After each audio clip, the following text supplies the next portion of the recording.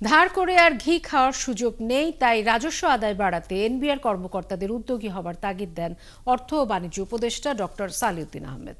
বিকেলে জাতীয় রাজস্ব বোর্ড অনলাইনে টাকা জমা সহ আয়কর রিটার্ন দাখিলের উদ্বোধনী অনুষ্ঠানে এসব কথা বলেন অর্থ উপদেষ্টা।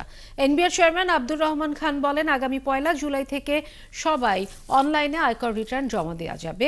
নগদ বিকাশ সহ বিভিন্ন কার্ডের মাধ্যমেও কর দেওয়া যাবে।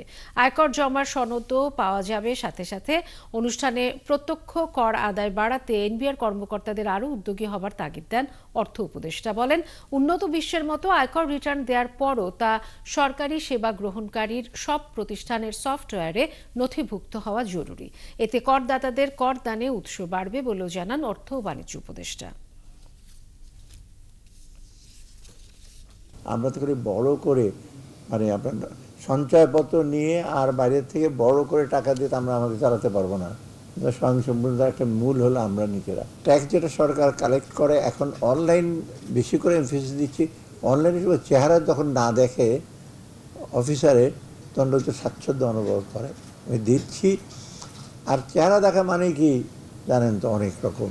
ট্যাক্স ফাঁকি দেওয়া মানে কি, ট্যাক্সটা দেবেন লিখের জন্য না হয়, আপনি যেটা দেবেন টাকাটা যেন সরকারের কোষাগারে পৌঁছায়।